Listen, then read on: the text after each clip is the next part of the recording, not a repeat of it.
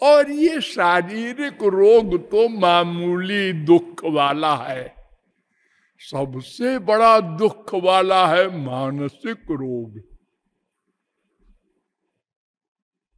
मानसिक रोग, mental, mental तो कोई कोई होता है, अरे नहीं 100%।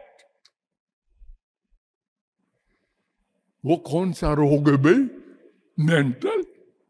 मन का काम, क्रोध, लोभ, मोह, ईर्ष्या, द्वेष, हाँ ये तो है सबके, सबके है। कोई नहीं बचा इससे।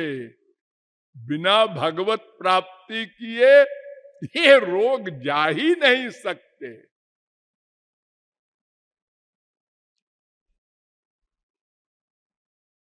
मानस रोग कछुक मैं गाए, हैं सबके लख बिरल निपाए। सबके है ये रोग। काम बात कफ लोभ अपारा, और क्रोध पित्त नित छाती जारा। और प्रीति करे जो तीन भाई, उपजय सन्निपात दुखदाई। और दवा नेम धर्म आचार तप, योग यज्ञ जप दान, भेषज पुनि कोटिन करिय, रुज न जाहि हरियान। रोग नहीं जाता। बड़े बड़े तपस्वियों को नया स्वर्ग बना देने वाले विश्वामित्र वशिष्ठ को मारने के लिए उनकी कुटी के पीछे रात को 12 बजे फरसा लेकर बैठ गए। आज वशिष्ठ का मर्डर करके छोड़ूंगा। विश्वामित्र जिन्होंने त्रिशंकु राजा के लिए नया स्वर्ग बना दिया कंपटीशन में, और वहां का इंद्र बना दिया त्रिशंकु को, भगवान की सृष्टि के खिलाफ। हाँ, ये ऐसी है बीमारी मानसिक कि जब माया इसकी मां जाएगी तभी ये जाएंगे, अन्यथा किसी को नहीं छोड़ते।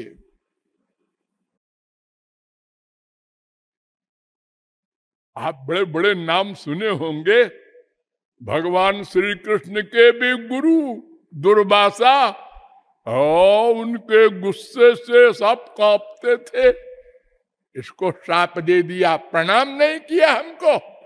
लो, अरे तुमको प्रणाम नहीं किया तो क्या है को परेशान हो रहे हो? अरे हम मामूली लोग भी संसार के देखते हैं, कोई प्रणाम नहीं करता, ठीक है नहीं करो, चलो आगे अपना काम करो। उसको श्राप दे रहे हो?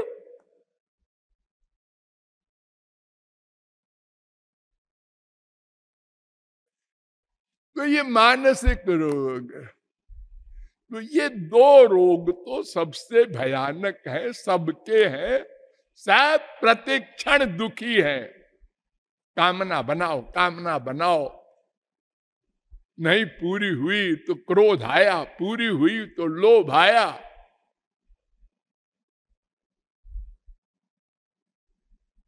ओ हमारा भाई हमसे आगे चला गया, हाँ हम क्या करें?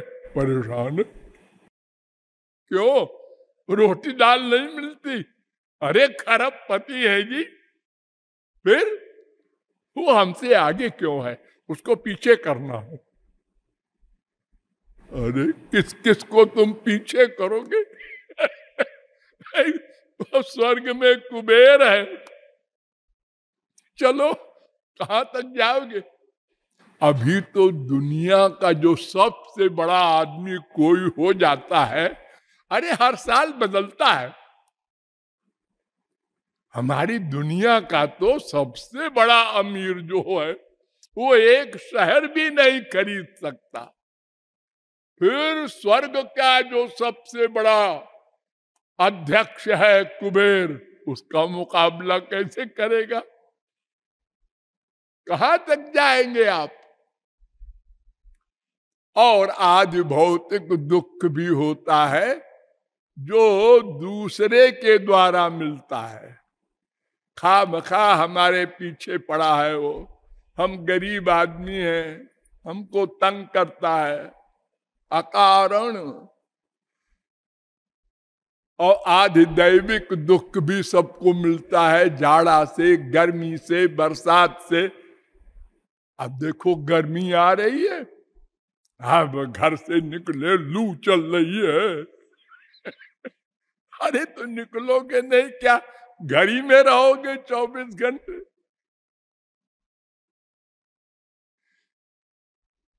ये दुख निवृत्ति सब चाहते हैं, ऐसे ही आनंद प्राप्ति भी सब चाहते हैं। और कुछ लोग तो समझते हैं कि दुख निवृत्ति से आनंद मिल जाएगा, और कुछ लोग कहते हैं नहीं नहीं, आनंद प्राप्ति से दुख निवृत्ति हो जाएगी। इसमें कौन सही है। तो दुख निवृत्ति से आनंद प्राप्ति मिल जाए कंपलसरी नहीं है। दुख निवृत्ति दो प्रकार की होती है, एक टेम्परेरी अनित्य और एक नित्य। तो अनित्य तो आपको मिलती है रोज गहरी नींद में। गहरी नींद में या डॉक्टर इंजेक्शन दे के बेहोश कर दे, या कोई पिटाई करके आपको बेहोश कर दे,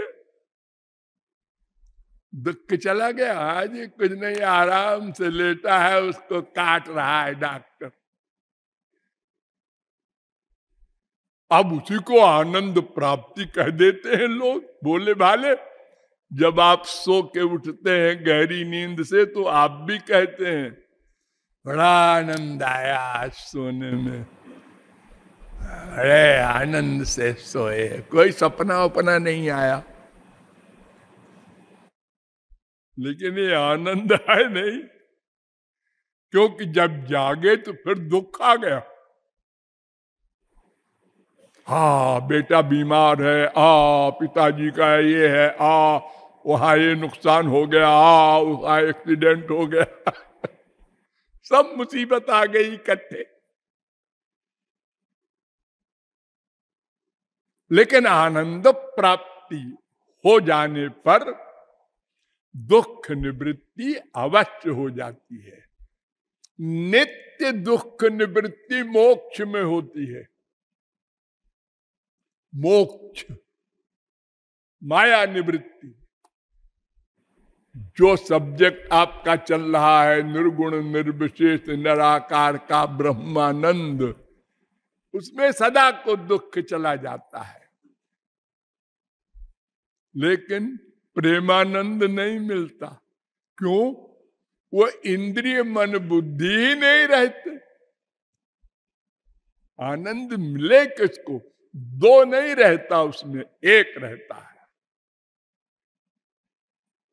आनंद भोगने वाला और आनंद, ये दो सामान है ना।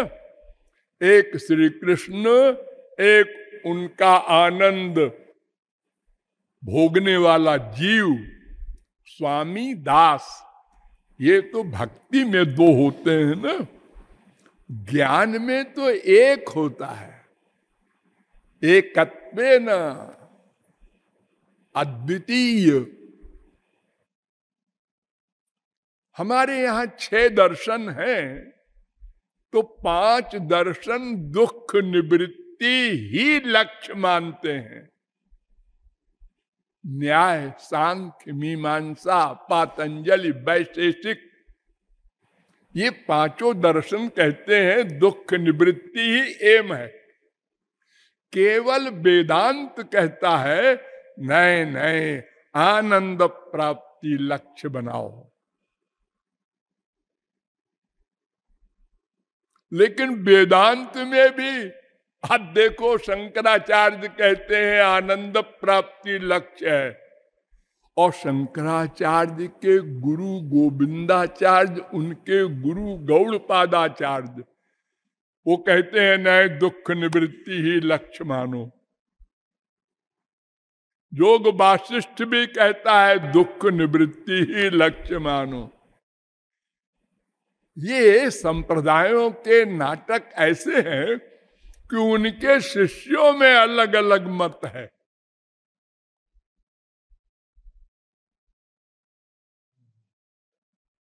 अब देखो, विद्यारण्य, मधुसूदन, वाचस्पति, ये बड़े बड़े अद्वैती शंकराचार्य के अनुयायी, ये कहते हैं आत्मा करता है, ये मैं करता है, भोगता है, ज्ञाता है, दृष्टा है, स्पष्टा है। शंकराचार्य कहते हैं नहीं नहीं नहीं, ये तो ज्ञान है, खाली ज्ञान है। हाँ, तो ये उपदेश जो आप देते हैं ब्रह्म का, ये ज्ञान को देते हैं। कोई पेड़ है? नहीं। काटने वाला कोई बैठा है? नहीं। और काटना हो रहा है। हाँ, लो ऐसा कैसे होगा जी? न पेड़ है, न काटने वाला है, और काटना हो रहा है। अरे काटना तो तब होगा जब पेड़ भी हो और काटने वाला भी हो। आप कहते हैं आत्मा यानी ब्रह्म ज्ञान स्वरूप है, ज्ञाता नहीं, कर्ता नहीं, भोक्ता नहीं, दृष्टा नहीं, स्पष्टा नहीं, मनता नहीं। और वेद कह रहा है सब है। बहुत बार मैंने आपको बताया है। आगे चलिए। हाँ, तो मैं कौन, मेरा कौन, ये जानना इसलिए आवश्यक है कि हमको दुख निवृत्ति या आनंद प्राप्ति का लक्ष्य प्राप्त करना है। ये हमारा स्वार्थ है, हमारा दिमाग खराब नहीं है। हम इन दोनों प्रश्नों के हल करने के पीछे पड़े। तो मैं कौन हूं, इस विषय में आपको वेदों के द्वारा बताया गया पहले। क्योंकि ना वेद बिन मनुते तम बृहंतम, साध्यायनी उपनिषद का 4था मंत्र। जो वेद नहीं जानता वो ये मैं और मेरे को भी नहीं जान सकता, क्योंकि वो प्रत्यक्ष प्रमाण अनुमान प्रमाण से ग्राह्य नहीं है।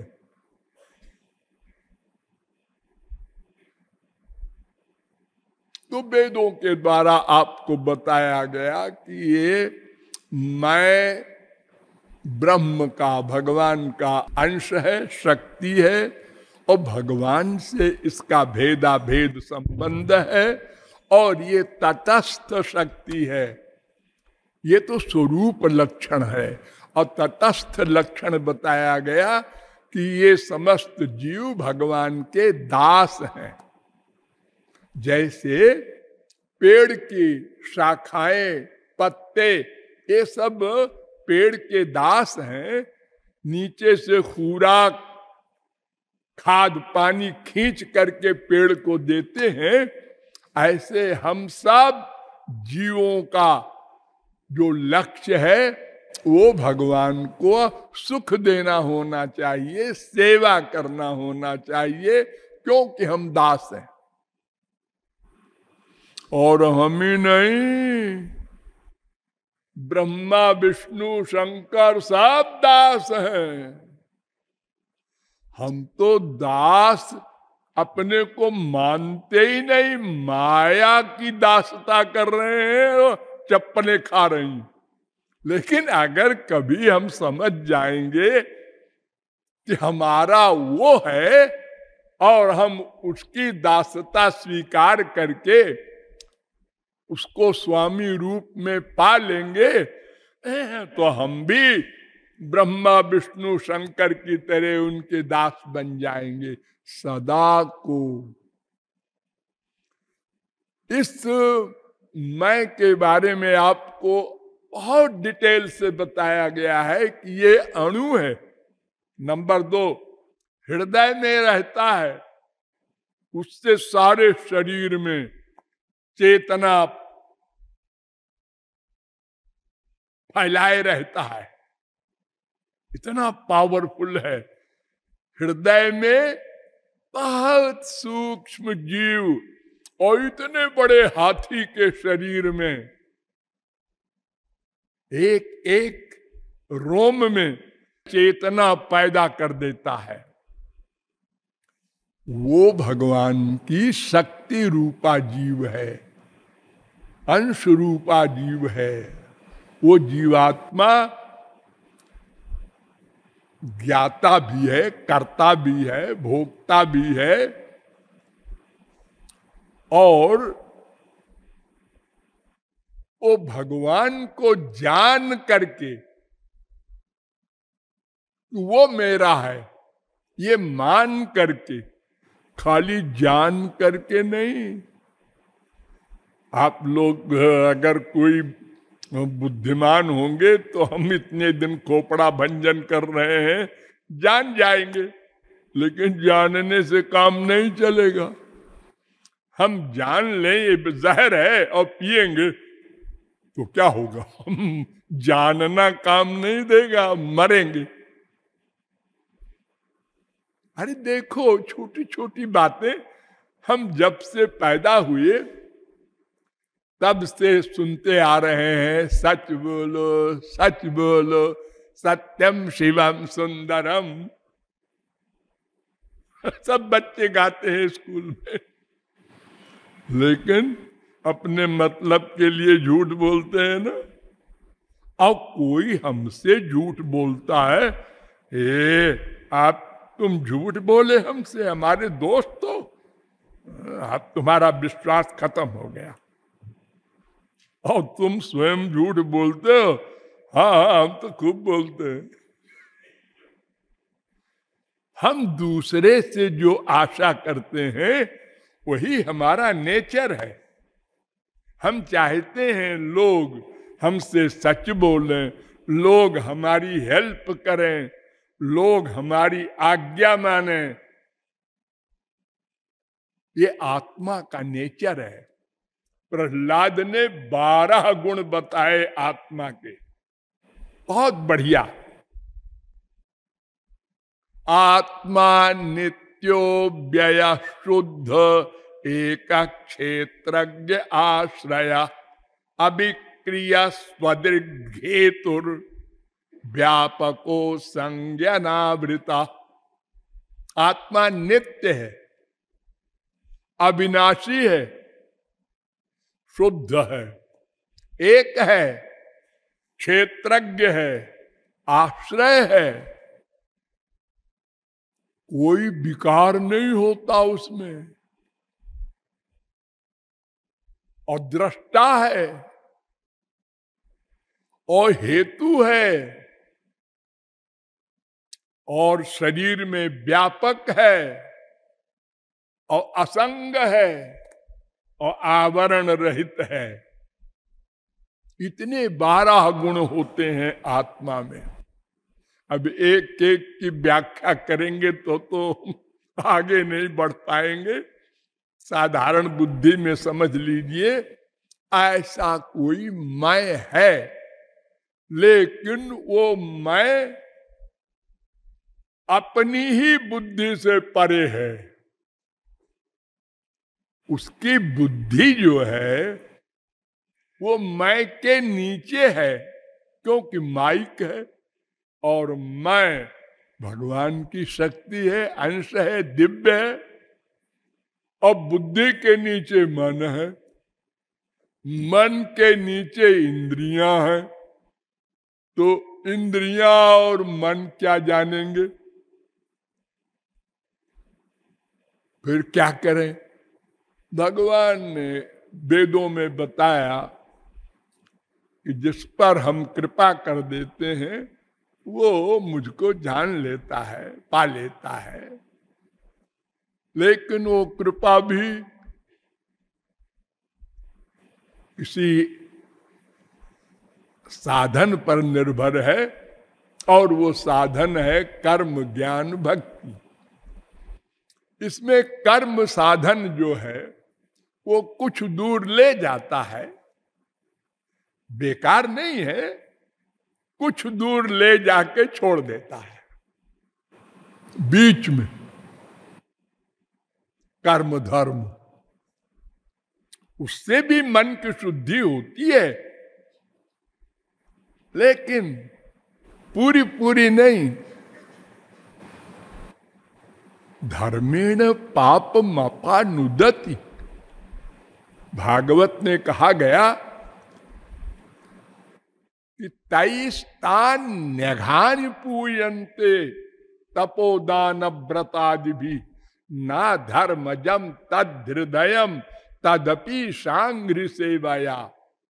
कर्म धर्म से पाप नष्ट होते हैं, लेकिन पाप करने की प्रवृत्ति नष्ट नहीं होती।